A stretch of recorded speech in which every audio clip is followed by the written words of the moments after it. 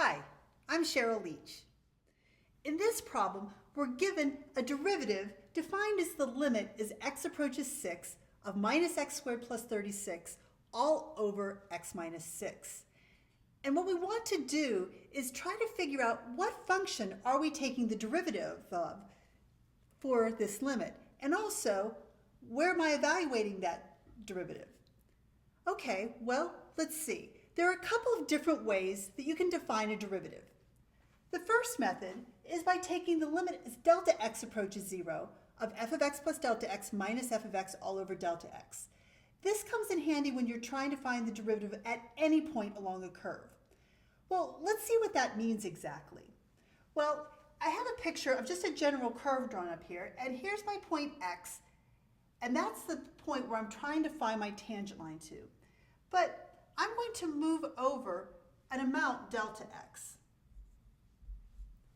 And so I'm going to have another point whose x-coordinate is x plus delta x. Now if I try to find out the ordered pairs for each of those points, I notice that it's going to be x plus delta x and f of x plus delta x. And for this lower point, I'm going to have the point x, f of x.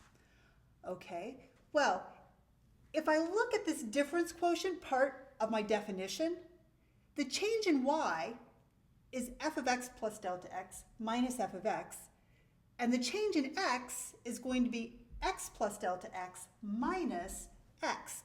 That simplifies to just the delta x. So this difference quotient gives me the slope of what we call the secant line. To get the slope of the tangent line, I want to let that delta x distance get very, very small. In other words, get close to 0. So as that delta x gets closer and closer to 0, the slope of my secant line gets closer and closer to the slope of my tangent line. So when I take that limit, I've got the slope of a tangent line. Okay, that's method one. That's one way to find the slope of a tangent line. However, there's an alternative definition. In this definition, again, you notice there's a difference quotient. I'm going to have a particular endpoint C, an input C, and then I'm going to move over a certain amount till I get another input. So again, if I were to draw the ordered pairs that go along with these 2 points, I'm going to have the point x, f of x, and this ordered pair will be c and f of c. Now let's go ahead again and look at that difference quotient. It's the change in y, f of x, minus f of c, divided by the change in x, x minus c. So again, this difference quotient gives me the slope of my secant line. Now if I want to get the slope of the tangent line, what has to happen? Well, that x value has to keep moving closer and closer to c. So I take the limit as x approaches c. So hopefully you can see now that it doesn't really matter which way you evaluate your derivative. Both are legitimate ways of looking at it. Okay, let's go ahead and get back to the problem at hand. I've been given this particular definition, and I know it's a derivative. Which of these forms does it look most like? Well, I'm thinking it looks like that second option. Notice there's no division by delta x. Here's an x minus 6. Here's an x minus c. It has that kind of a format to it. So we're going to try to see if we can figure out what the function is and what c is using this format. All right, well, I'm looking at the limit as x approaches c and an x minus c in the denominator. So it looks pretty clear to me that my c value is going to be 6. The next thing I have to figure out is what is my function? Well, my function, it looks like, is going to be a minus x squared.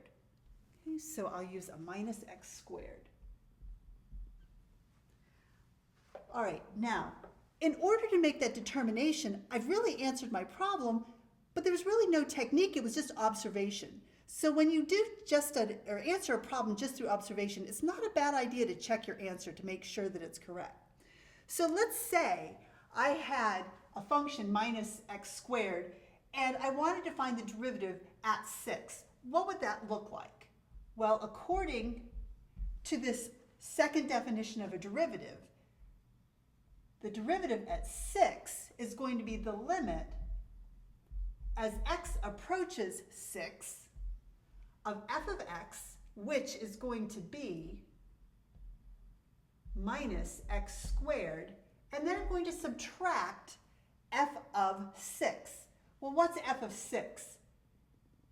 6 squared is 36, so I'm going to have a minus 36. So this is minus a negative 36. And it's all divided by x minus 6. So I'm left with the limit as x approaches 6 of minus x squared plus 36 all over x minus 6. And that exactly matches what I started with. So I must have made the correct choices for my F and my C. I hope that was helpful. Thanks.